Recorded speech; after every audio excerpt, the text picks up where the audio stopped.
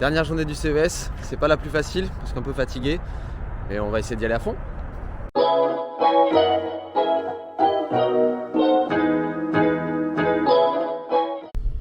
Je profite du coup de ce dernier jour du CES pour vous faire un petit récap un peu de comment on s'est organisé, parce que 3 jours ça peut vous paraître très court, mais en réalité c'est hyper intense ici parce que tout va très très vite, il faut être hyper réactif, donc ça demande d'être extrêmement bien préparé. Donc en ce qui nous concerne, en fait on s'était focalisé sur premier jour les relations médias, relations presse, la presse spécialisée pour nous, donc principalement dans la sport tech, un petit peu de presse généraliste pour quand même parler au grand public et notamment avec les sports de glisse. Deuxième jour dédié aux rendez-vous vraiment professionnels, donc là on a beaucoup plus parlé business, donc c'était des rendez-vous qu'on avait planifiés à l'avance avec des fabricants de piscines à vagues, des fabricants de planches, des fabricants de matières premières, donc pour nous tout ce qui va être fibre, carbone, pain de mousse, donc des rendez-vous extrêmement qualitatifs. Et puis le troisième jour, c'est un jour qui est toujours un peu plus libre, dans le sens où on va essayer de le laisser ouvert aux différentes rencontres, des personnes qu'on a pu rencontrer pendant les 2 premiers jours, mais avec lesquelles on n'a pas forcément eu le temps d'échanger. Et donc on s'est planifié des temps justement d'échange sur cette dernière journée, où c'est souvent un peu plus à la cool et on essaie de rester un peu plus ouvert justement à ces opportunités. Voilà, donc on va voir ce que ça donne. Toujours un peu de fatigue quand même après une grosse semaine, mais on croise les doigts pour qu'il y ait encore des opportunités qui s'en dégagent.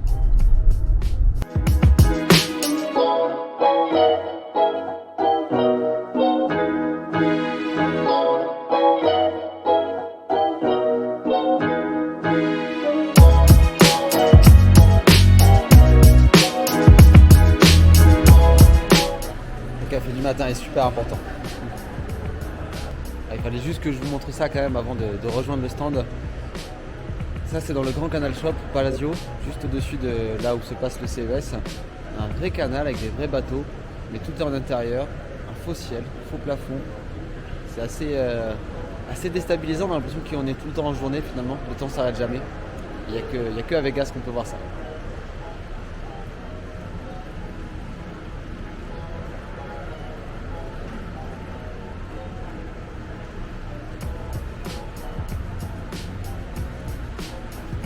Allez, grand café et on est parti pour la journée.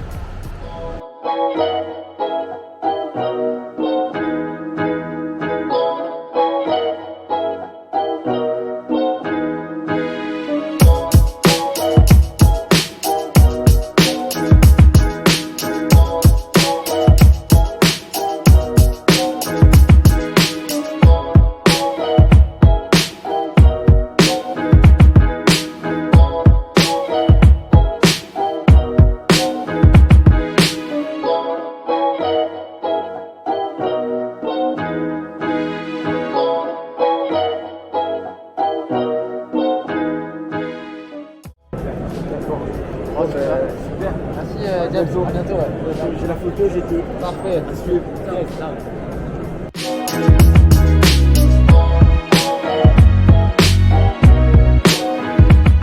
Bonjour Kevin, Bonjour Olivier.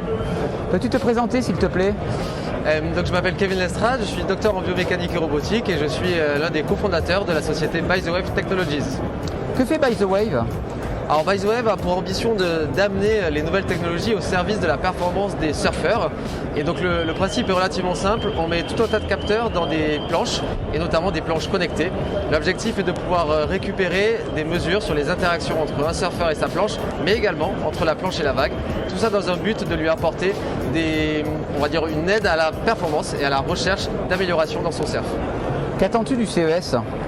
Alors le principe est simple, aujourd'hui nous on a un outil de fabrication en France qui nous permet de sortir à peu près 300 planches à l'année.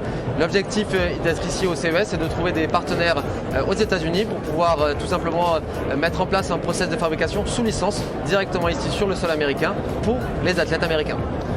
Merci Kevin et bon CES. Merci beaucoup Olivier.